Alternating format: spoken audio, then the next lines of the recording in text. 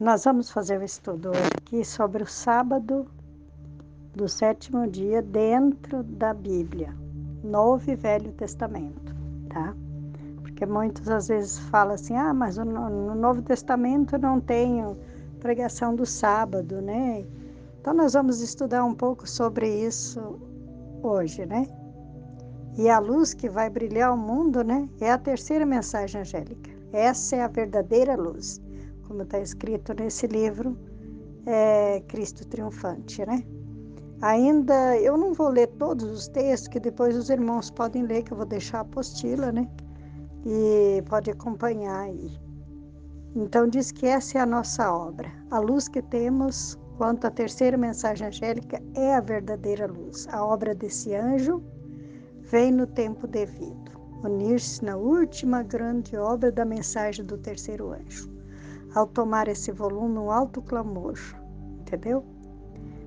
E é um tema de maior importância, a mensagem do terceiro anjo, que abrange as mensagens do primeiro e do segundo anjo, todos devem compreender as verdades contidas nessas mensagens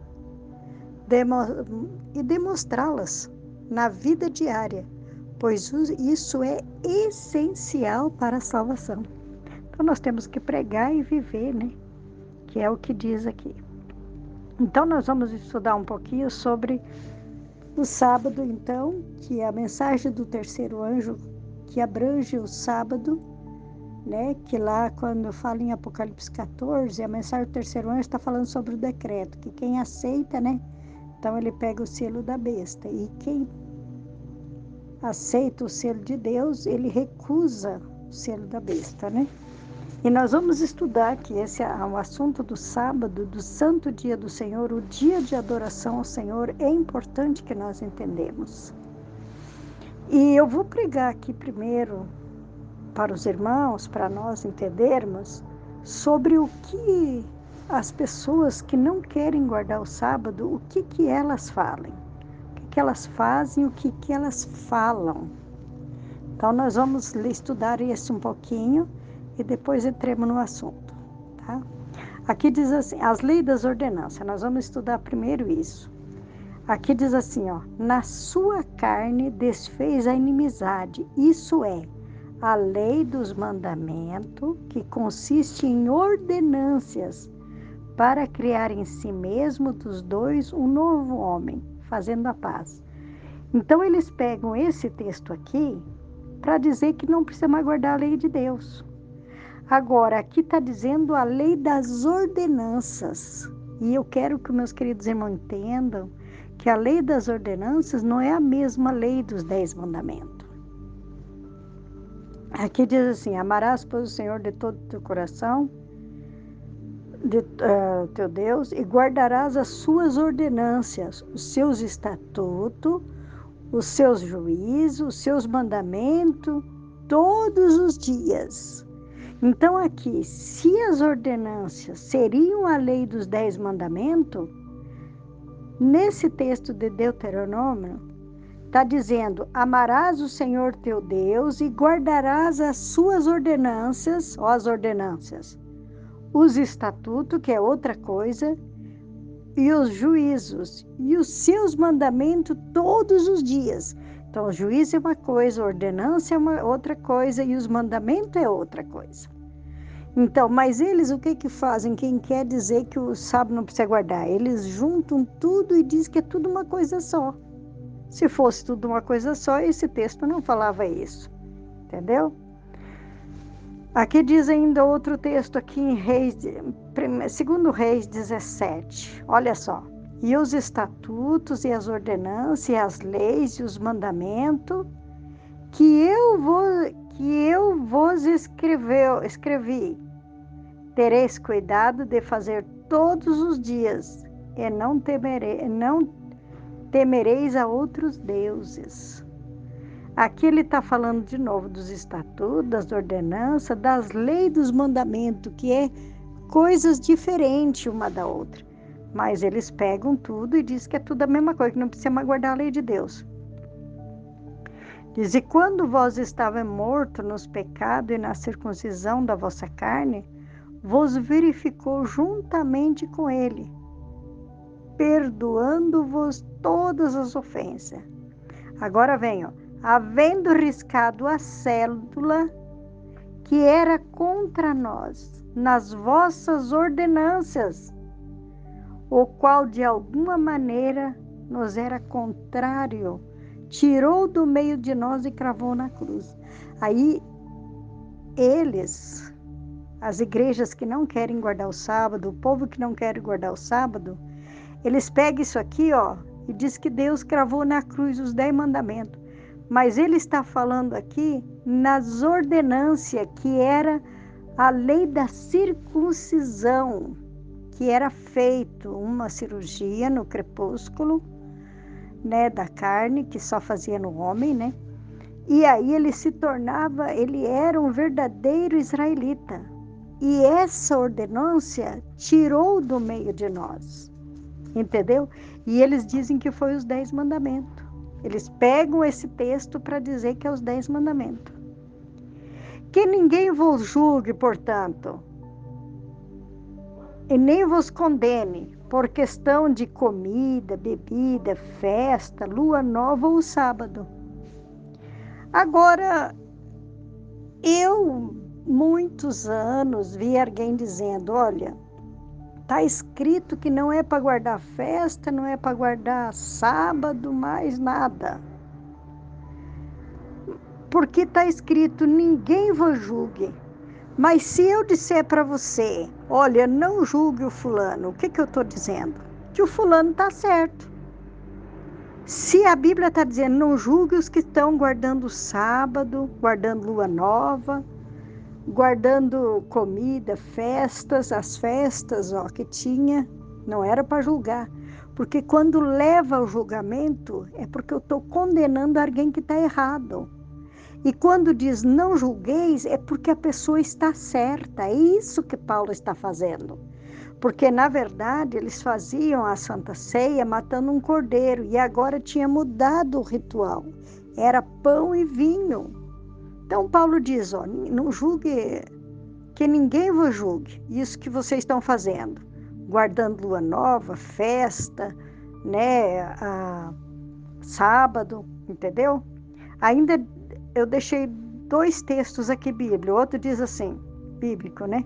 Portanto, ninguém vos julgue pelo comer, ou pelo beber, ou por causa de dia de festa, ou de lua nova, ou dos sábados. Então, aqui Paulo está dizendo, ó, não julgue quem está fazendo isso, que estão certo.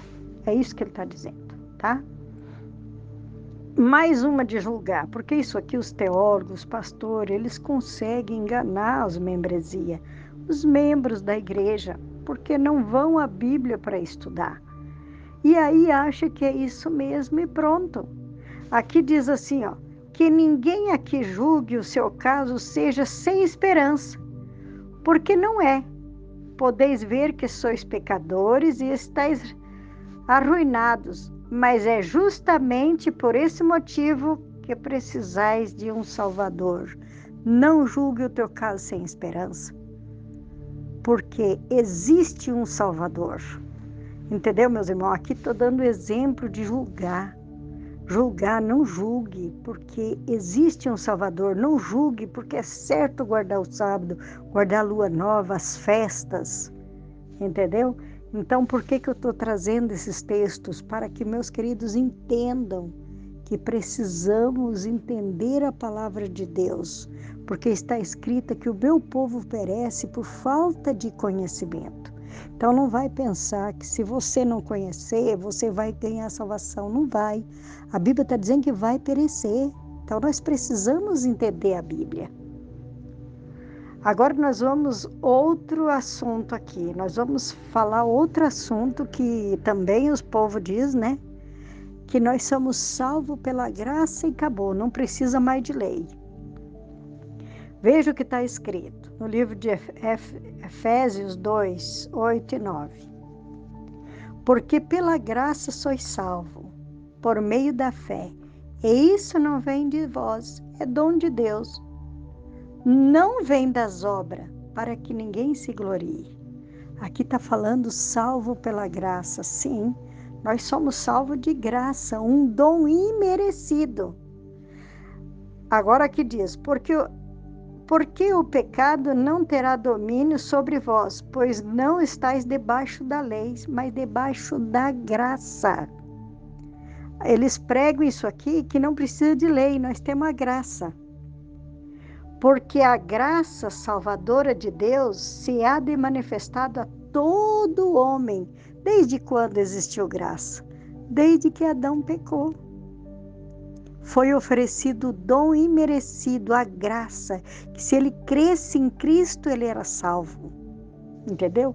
Na morte de Cristo, ela só ficou confirmada, mas ela já era crida e vivida. Pela graça era salvo. Agora diz, por quê? Pecaremos porque não estamos debaixo da lei, mas debaixo da graça? É uma pergunta. De modo nenhum.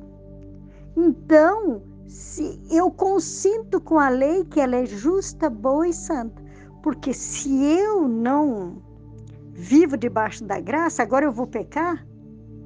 Não, não posso pecar. Pode matar? Não. Pode roubar? Não. Mas por que pode transgredir o sábado? Esse pode, que é contra Deus, contra o dia santificado de Deus. Então, nós não podemos pecar porque somos salvos pela graça, então a lei é boa. Que diremos, pois? Permanecemos no pecado para que a graça abunde? Vamos continuar transgredindo as leis? Ele faz uma pergunta. Que diremos, pois? Permanecemos no pecado para que a graça abunde? De modo nenhum. Nós que estava morto para o pecado, como vivendo ainda nele. Porque até a lei estava o pecado no mundo, mas o pecado não é imputado não havendo lei. Então, desde quando? Porque diz que Adão pecou e toda a família pecou. Desde quando existe lei? Desde Adão. Porque se não houvesse lei, não teria pecado. Adão não tinha lei, né? Então nós temos que entender que a lei sempre existiu e sempre ela vai existir. A graça sempre existiu e sempre ela vai existir. Eles transgridem a aliança como Adão. Eles se portaram aleivosamente contra mim. Por quê? Porque Adão pecou. Mas a graça foi oferecida a ele. Mas se não tivesse lei, não era pecado. Quando ele transgrediu as ordenanças de Deus. Diz que qualquer que pratica o pecado também transgride a lei, porque o pecado é a transgressão da lei. Nós vivemos debaixo da graça. Mas o que é pecado? O pecado é a transgressão da lei. E por que é pecado cobiçar, roubar, adulterar, adorar ídolos? E não é pecado guardar o sábado? Quem que te falou que não é pecado? É pecado também. Entendeu? Então, nós temos que entender isso. De modo que a lei, então, ela é santa, o mandamento é santo, justo e bom. Pronto. Agora, você poderia perguntar, existe alguma profecia para os gentios? Vamos ver? Diz lá no livro de Isaías 56:6, e aos filhos dos estrangeiros, o estrangeiro era aquele que não era da descendência de Israel, e aos filhos dos estrangeiros, que se unirem ao Senhor para servir e para amarem o nome do Senhor, e para serem o seu servo, todos os que guardam o sábado, não profanando, e os que abraçam a minha aliança. Quem é dos gentios que não era judeu, que ia se tornar filhos de Deus, servo do Altíssimo? Os que guardam os meus sábados. Então, é uma profecia para os gentios. E olha ainda, Paulo vai mais além, ele fala aos Efésios. Portanto, lembrai-vos de que, noutro tempo, eres gentios na carne, chamados incircuncisos, quer dizer, não eram filho de Deus, pelo que na carne se chamava circunciso, pelos judeus, né?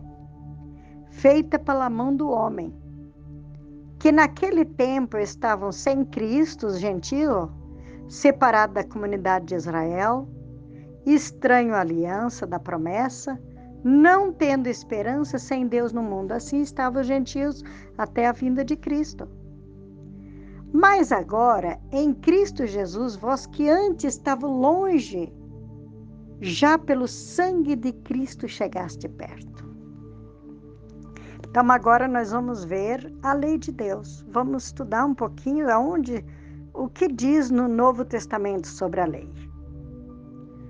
Não cuideis, olha o que diz lá em Mateus 5, 17 e 18. Não cuideis que vim destruir a lei e os profetas. Eu não vim destruir, mas obedecer, cumprir, né?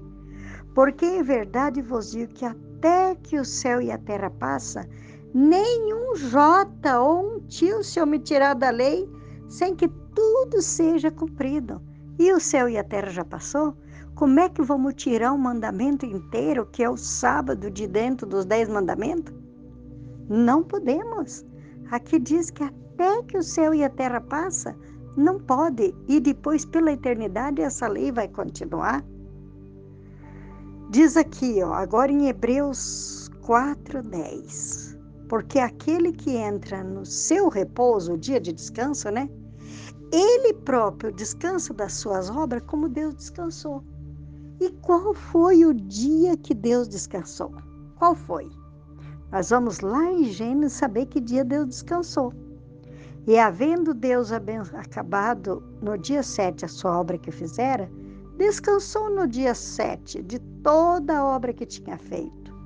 E abençoou Deus o dia 7 e o santificou, porque nele descansou de toda a sua obra que criara e fizera.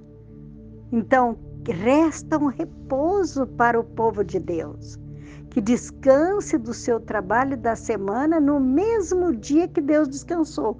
E que dia foi? No 7º dia da semana. E nisso sabemos que o conhecemos, se guardamos seus mandamentos. Aquele que diz eu conheço e não guarda os mandamentos é mentiroso e a verdade não está nele.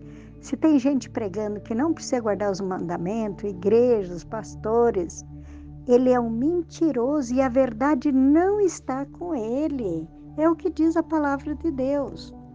Eles falam que são filhos de Abraão, mas a família de Abraão é educada por Abraão. Olha o que diz. O que diz a pena inspirada em Gênesis 6:5. Porquanto Abraão obedeceu a minha voz, guardou os meus mandamentos, meus preceitos, meus estatutos e as minhas leis. Você é filho de Abraão? Pela fé somos. Então obedeça. Na verdade, precisamos de um Salvador. Se alguém transgrediu até aqui a lei de Deus, precisamos nos converter a Ele, né? E se desejamos a vida, né? Mas, se não fizermos esforço para obtê-lo, perdão, não optamos pela vida e agora não há mais sangue expiatório. Quando fechar a porta da graça, não vai ter mais jeito, né? E diz que o sangue de Cristo só será de proveito para que os que sentem a necessidade de um poder purificador. Se tu, meu querido, meu irmão, se transgrediu no passado alguns desses mandamentos, creia que o sangue de Cristo nos lave e nos purifique. Que Deus nos abençoe, que nos conceda o seu Espírito Santo para compreender toda a verdade. Que Deus abençoe a todos.